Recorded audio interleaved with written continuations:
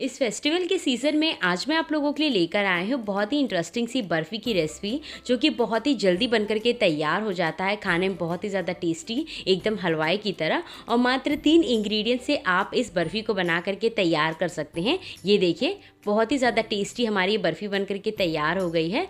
और अब मैं आपको इसे तोड़ करके भी दिखाती हूँ। और ये देखिए, बहुत ही बढ़िया हमारी ये बर्फ़ी बन कर के तैयार हुई है। खाते ही मुँह में घुल जाएगी, ऐसी बर्फ़ी बनी है।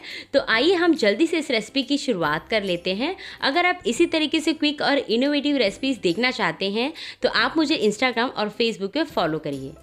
हेलो गाइस, मैं हूँ गोल्डी। मेरे किचन में आप सभी का बहुत बहुत स्वागत है। झटपट बनने वाले इस बर्फ़ी को बनाने के लिए सबसे पहले हम एक बोल लेंगे और इस बोल में मैं ऐड करने वाली हूँ मिल्क पाउडर। तो हम इसमें 2 कप के करीब मिल्क पाउडर ऐड करेंगे। हमने यहाँ पे फुल फैट वाला जो मिल्क पाउडर होता है उसका इस्तेमाल किया है, जो कि मार्केट में बहुत ही आसानी से मिल जाता है। मैंने यहाँ पे फुल फैट मिल्क पाउडर का इस्तेमाल किया है। अगर आपको इस तरीके का कोई मिल्क पाउडर मिले तो आप उसका इस्तेमाल करिए बर्फ़ी बनाने के लिए, या फिर आप स्किम्ड मिल्क पाउडर का इस्तेमाल भी कर सकते हैं। ये दोनों ही बहुत ही बेस्ट होता है। जो डेयरी मिल्क पाउडर होते हैं उसमें का पूरा फैट निकाल दिया जाता है, इसलिए आप हमेशा फुल फैट मिल्क पाउडर का इस्तेमाल करिए। तो मैं इसमें 2 कप मिल्क पाउडर ऐड कर दूंगी। मिल्क पाउडर मैंने इसमें ऐड कर दिया है। तो अब मैं इसमें ऐड करूंगी घी। लगभग 5 से 6 चम्मच के करीब हम यहाँ पे घी का इस्तेमाल करेंगे, या फिर आप मेजरिंग कप से देखें तो ये 1/3 कप के बराबर है। और अगर आप इसे स्पून से देखें तो ये लगभग 5 से 6 चम्मच के बराबर है। तो मैं इसमें एक चम्मच करके इसमें ऐड करूंगी और इन सभी इंग्रेडिएंट्स को मिक्स करूंगी। तो सबसे पहले मैं इसमें घी ऐड कर लेती हूँ। घी ऐड करने के बाद अब मैं इन दोनों इंग्रेडिएंट्स को एकदम अच्छे से मिक्स करूंगी। ये देखिए, कुछ इस प्रकार से हमें मसलते हुए इसे मिक्स करना है। जब आप इसे मिक्स करेंगे तो आप देखेंगे कि जो मिल्क पाउडर है वो एकदम अच्छे से सेपरेट होना शुरू हो जाएगा, एकदम बढ़िया इसका टेक्सचर हो जाएगा। तो इसी प्रकार से हमें चाहिए। ये देखिए, हम यहाँ पे घी डालने में बिल्कुल भी कंजूसी नहीं करेंगे। लगभग 5 से 6 चम्मच के करीब जब आप इसमें घी ऐड करेंगे तो मिल्क पाउडर का टेक्सचर एकदम अच्छे से बदल जाएगा। और जब भी आप मिठाई बनाते हैं तो आप उसमें थोड़ा सा घी ऐड करते हैं तो ही इसका टेक्सचर और फ्लेवर अच्छा आता है। तो ये देखिए, सभी इंग्रेडिएंट्स को मैंने एकदम अच्छे से मिक्स कर लिया है। तो अब मैं इसे साइड में रखती हूँ और जल्दी से चाशनी बना करके तैयार कर लेती हूँ। चाशनी बनाने के लिए मैंने यहाँ पे एक कढ़ाई का इस्तेमाल किया है और अब इस कढ़ाई में मैं ऐड करने वाली हूँ 3/4 कप के करीब चीनी। आप देख सकते हैं कि हमने यहाँ पे मेजरिंग कप का इस्तेमाल किया है और 1 कप मेजरिंग कप लिया है। तो उसमें आप देख सकते हैं थोड़ा सा खाली है, यानी कि 3/4 कप चीनी का इस्तेमाल किया है। चीनी ऐड करने के बाद अब मैं इसमें ऐड करूंगी पानी। तो पानी ऐड करने के लिए मैं यहाँ पे फिर से मेजरिंग कप का इस्तेमाल करूंगी, यानी कि मैं इसमें 3/4 कप के करीब पानी का इस्तेमाल करूंगी। यानी जितना चीनी होगा उतना ही पानी का हम इस्तेमाल करेंगे।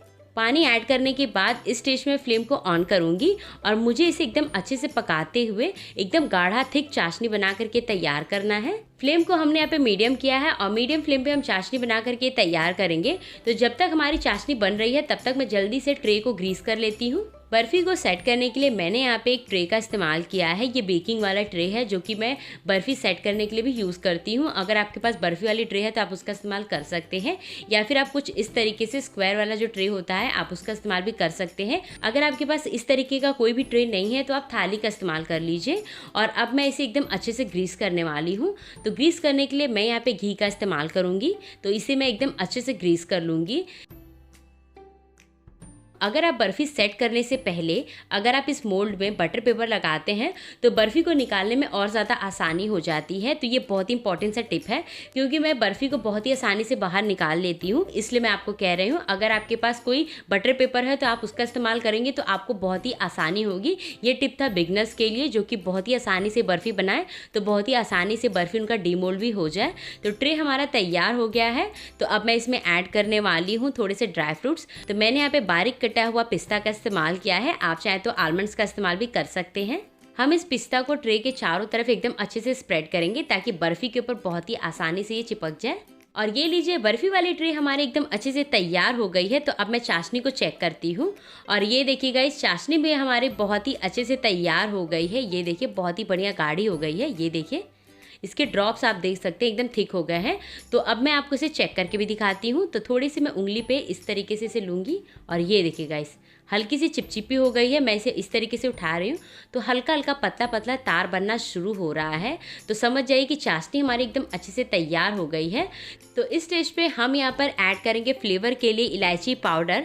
तो मैंने यहाँ पे लगभग 1/4 चम्मच के करीब इलायची पाउडर का इस्तेमाल किया है। आप चाहें तो यहाँ पे रोज़ एसेंस या फिर आप केवड़ा एसेंस का इस्तेमाल भी कर सकते हैं।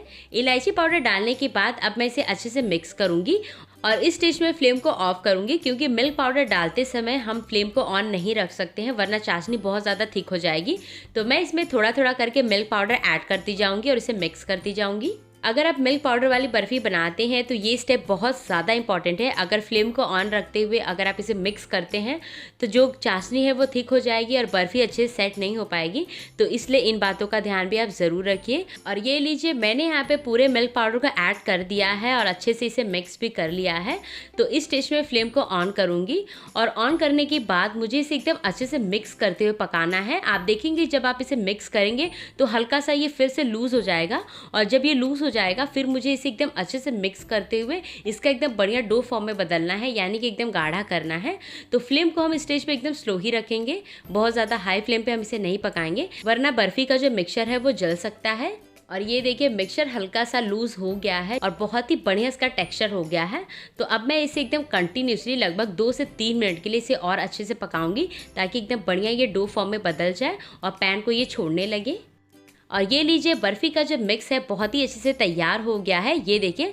और ये देखिए जिस तरह मैं स्पैचुला को घुमाती जा रही हूँ उस तरह ये भी घूमते जा रहा है, यानी कि डो एकदम परफेक्टली तैयार हो गया है। ये देखिए नीचे से ये तले को भी छोड़ना शुरू कर दिया है और बहुत ही परफेक्टली डो बन करके तैयार हो गया है। तो अब मैं आपको इसकी छोटी सी गोली बना करके दिखाती हूँ। और ये देखिए एकदम बढ़िया ये जमना शुरू हो गया है, ये देखिए कुछ इस प्रकार से। तो यानी कि डो हमारा एकदम परफेक्टली तैयार हो गया है। तो अब इस तैयार के बर्फ़ी के मिक्स को मैं जल्दी से ट्रे में डाल देती हूँ। बहुत ही ध्यान से हमें इस बर्फ़ी के मिक्स को डालना है क्योंकि बर्फ़ी का मिक्स बहुत ज़्यादा गर्म है और गर्म में ही हम इन सारे प्रोसीजर को करेंगे। ये देखिए मिक्स को डालने के बाद अब मैं इसे एकदम अच्छे से इस तरीके से स्प्रेड करूँगी। अगर आप स्पैचुला में थोड़ा सा ऑयल लगा देंगे तो मिक्स हमारा स्पैचुला में नहीं चिपकेगा, बट मैं इस मिक्स को वेस्ट नहीं करूँगी, मैं इसे भी इसमें ऐड करूँगी। तो सबसे पहले मैं इसे एकदम अच्छे से असेंबल कर लेती हूँ। मिक्सचर को हल्का सा ऊपर से चिकना करने के लिए मैं यहाँ पे ग्लास का इस्तेमाल कर रही हूँ। आप चाहे तो कोई कटोरी या फिर किसी बढ़िया से चमचे का इस्तेमाल भी कर सकते हैं। और ये देखिए बहुत ही बढ़िया तरीके से ट्रे हमारी तैयार हो गई है सेट होने के लिए। तो अब मैं इस ट्रे को लगभग आधे घंटे के लिए इसी तरीके से रूम टेम्परेचर पर रख दूँगी ताकि एकदम अच्छे से सेट हो जाए। अगर आपके पास बिल्कुल भी टाइम नहीं है तो आप 10 मिनट के लिए इसे फ्रिज में रख दीजिए, बहुत ही आसानी से ये सेट हो जाएगा। तो आधे घंटे बाद मैं आपको इसे चेक करके दिखाऊँगी। आधा से पौना घंटा पूरा हो चुका है और आप देख सकते हैं कि जो बर्फ़ी का मिक्सचर हमारा बहुत ही अच्छे से सेट हो गया है। आधे घंटे में ये नहीं सेट हुआ था तो मैंने इसे 15 मिनट के लिए और रख दिया था और आप देख सकते हैं बर्फ़ी का मिक्सचर हमारा एकदम अच्छे से ठंडा हो गया है। तो अब मैं इस बर्फ़ी को डीमोल्ड करूँगी। तो मैं इसे सेम इसी प्लेटफॉर्म पे इसे पलट लेती हूँ। आप चाहे तो कोई थाली का इस्तेमाल कर सकते हैं। थोड़ा सा टाइम लगता है इस बर्फ़ी के मिक्सचर को डीमोल्ड करने के लिए। अगर आप यहाँ पे बटर पेपर का इस्तेमाल करते हैं तो बहुत ही आसानी से ये डीमोल्ड हो जाएगा। तो अब मैं आपको इसे पलट करके दिखाती हूँ। और ये देखिए वाओ, कितना बढ़िया बर्फ़ी हमारी बन करके तैयार हो गई, कितनी अच्छे से सेट हो गई है, एकदम बाजार जैसी बर्फ़ी दिख रही है ना। तो अब मैं आपको इसे कट करके भी दिखाती हूँ। तो सबसे पहले मैं इसे सेंटर में से कट करूंगी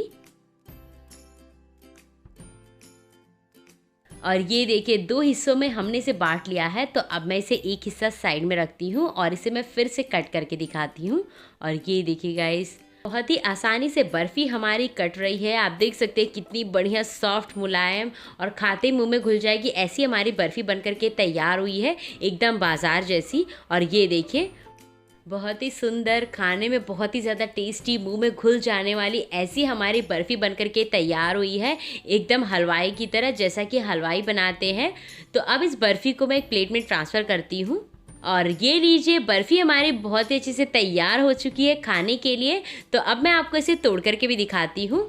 और ये देखिए बहुत ही बढ़िया बर्फ़ी हमारी बनी है, बहुत ही आसानी से टूट जा रही है, एकदम सॉफ्ट मुलायम, खाते मुंह में घुल जाएगी। ऐसी हमारी बर्फ़ी बनकर के तैयार हुई है। तो इस तीज त्यौहार पे आप इस तरीके से बर्फ़ी बनाइए और अपने एक्सपीरियंस कमेंट में मुझे ज़रूर लिख के बताइए कि आपकी रेसिपी कैसी लगी। और हमेशा की तरह वीडियो अच्छा लगे तो आप मेरी वीडियो को एक प्यारा सा लाइक दीजिए, ज़्यादा से ज़्यादा इसे सभी सोशल मीडिया पे शेयर करिए। और अगर आप मेरे चैनल पे नए हैं तो जल्दी से मेरे चैनल को सब्सक्राइब करिए, बगल में छोटा सा बेल आइकन उसे प्रेस करना बिल्कुल ना भूलें, ताकि आने वाले मेरे नए अपडेट आप तक सबसे पहले पहुंचे। Thank you friends, keep watching Goldie's kitchen. Bye bye friends, मैं जल्दी मिलूंगी आपको एक और नई इंटरेस्टिंग रेसिपी के साथ। तब तक के लिए गोल्डीज किचन को देखते रहिए, एंजॉय करिए।